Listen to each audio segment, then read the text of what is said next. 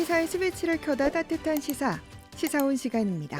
시사평론가의 신 한동대학교 주정원 교수, 오늘은 전화로 만나보죠. 교수님 안녕하세요. 네, 안녕하세요. 네, 교수님께서는 시사평론가신데 오늘은 영화평론가로 좀 변신하신 건가요?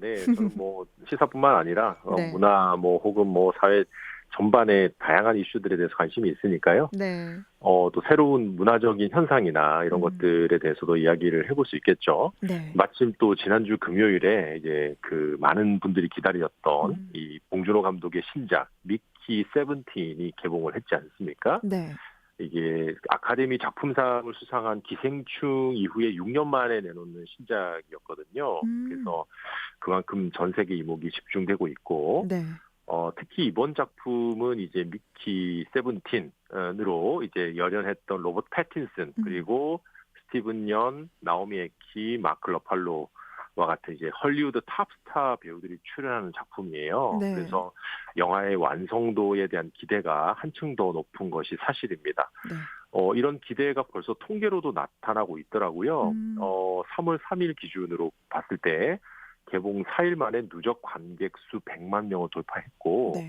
이게 얼마나 빠른 속도냐면 이제 2024년 최고의 화제작이었던 인사이드 아웃 2와 800만 명을 동원했던 탑건 매버릭 등과 같은 비슷한 흥행 오, 속도입니다. 네. 그래서 국내 영화 팬들이 이제 봉준호 감독의 작품에 거는 기대를 반영하는 그런 현상이라고 볼 수가 있겠죠. 네, 정말 이 정도면 믿고 보는 봉준호 감독의 영화라고 해도 과언이 아닌 것 같은데, 특히 지난 작품인 기생충의 칸느 영화제 황금 종려상과 또 미국 아카데미상 수상으로 이번 영화도 좀 전 세계적인 관심을 받고 있는데요.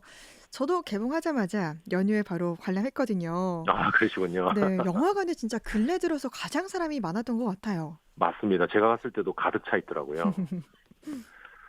사실 이제 저는 그 개봉 첫날 바로 이제 막 기다릴 수가 네, 없어가지고 이제 관람을 하고 왔고, 음, 개인적으로는 봉준호 감독의 작품 빼놓지 않고 보는 편이라서 네, 이번에도 최대한 빨리 보고 싶었거든요. 네, 영화를 보는 내내 이 우리 사회의 어두운 이면을 유쾌하게, 때로는 어둡게 음, 그려낸 이 봉준호 감독의 작품 세계를 엿볼 수 있어서 흥미진진했고요. 네, 그리고 영화를 보고 나와서 계속해서 좀 곱씹어 볼 만한 내용들이 네. 많은 것도 좋은 점이었습니다.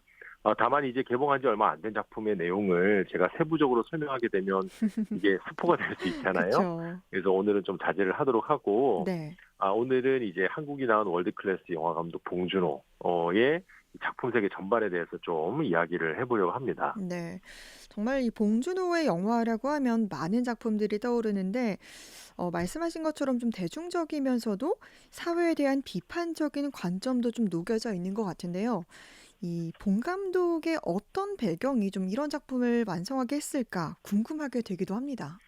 네, 그렇죠. 이제 봉준호 감독은 사실 이 1969년에 대구에서 태어났어요. 네. 이 경북 대구 태생이고 또 대학에서는 사회학을 전공을 했습니다. 음, 그래서 이제 많은 사람들이 그 봉준호 감독의 작품 세계에 어떤 사회학적인 날카로운 시선이 담겨져 있다라고 하는 계속 비경을 이제 점치는 사람들도 있고요. 네.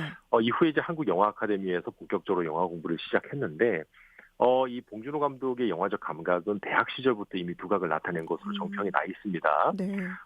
그 작품들이 이제 단순한 서사 구조를 넘어서 인간의 심리와 또 사회적 이슈를 깊이 파고드는 음, 특징들이 있어요. 네.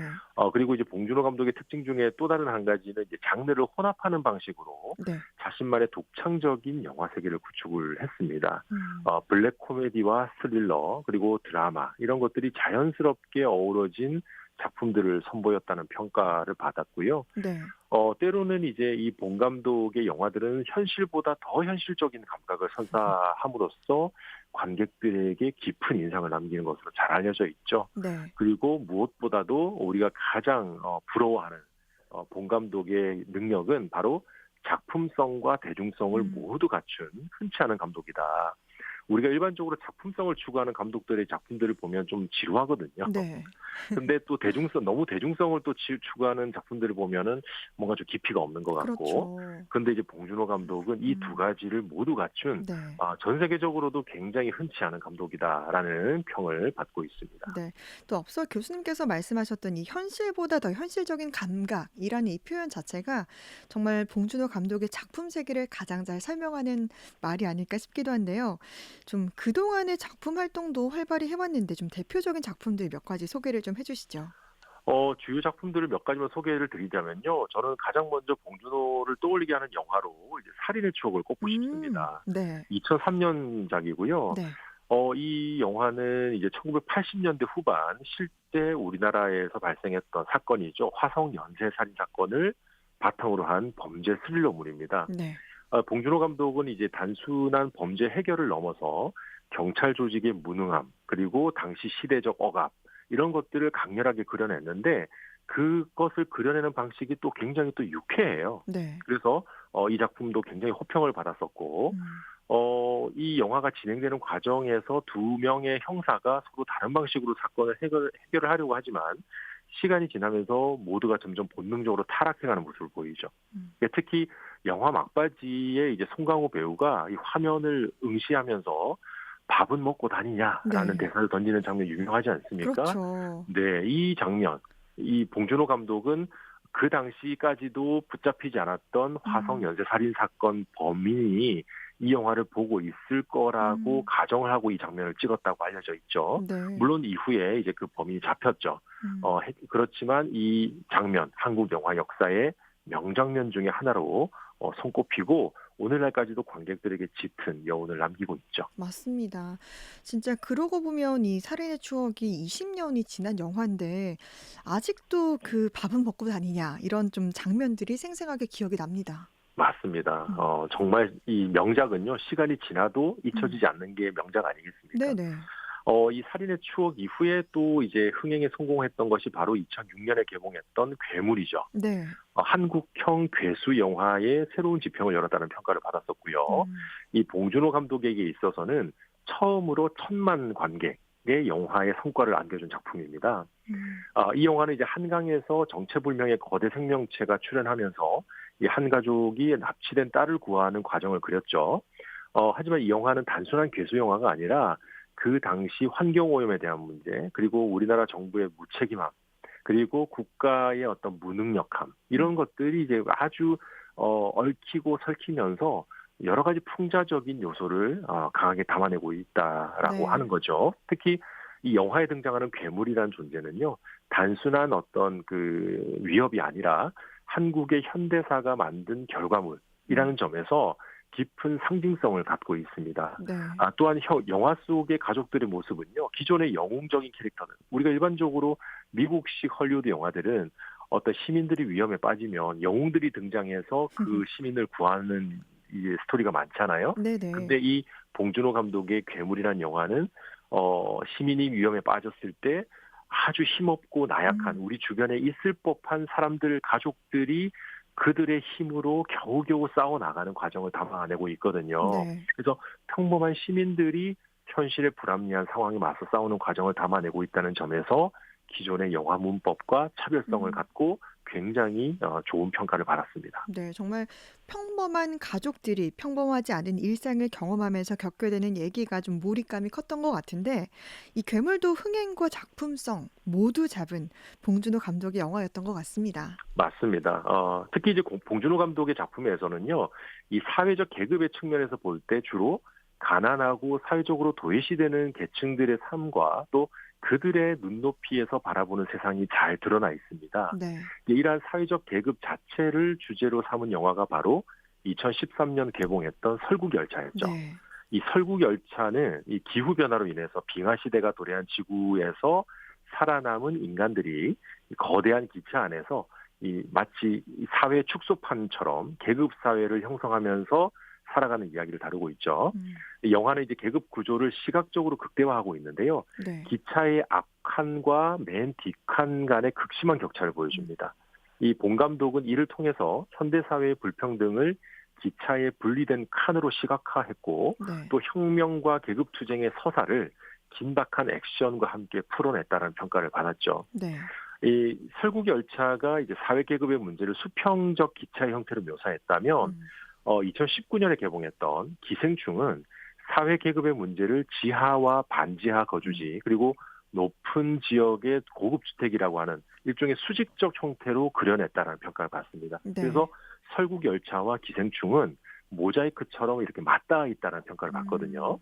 또한 냄새라는 요소, 우리가 기생충 영화를 보면 냄새라는 요소가 많이 네. 등장하잖아요. 네. 근데 이 냄새라는 요소는 빈부격차를 상징하는 중요한 장치인데 음. 냄새는 눈으로 보이지 않잖아요. 네. 그러니까 눈으로 보이진 않지만 본능적으로 알 수 음. 있는 보유층과 빈곤층 사이에 넘볼 수 없는 보이지 않는 장벽을 네. 이 냄새라고 하는 메타포로 상징적으로 표현했다라는 평가를 받았었죠. 네. 정말 이런 좀 의미가 내포되어 있다는 걸 알고 보면 좀 더 재밌는 것 같은데 기생충은 정말 재미도 있었지만 세계적으로도 작품성도 인정받지 않았습니까? 그렇습니다. 기생충은 아시다시피 제72회 칸느 영화제에서 최고 작품상인 황금 종려상을 수상을 했고요. 네. 이것 역시도 뭐 한국 영화 최초의 기록이었죠. 네. 그리고 이후에 제92회 아카데미 시상식에서 작품상, 감독상, 각본상, 국제영화상 4관왕을 차지했습니다. 네. 그러니까 이것 자체도 한국 영화 최초의 쾌거였고요. 음. 이게 얼마나 대단한 기록이냐면요. 네. 이 아카데미 영화상이 정말 보수적이기로 유명합니다. 음.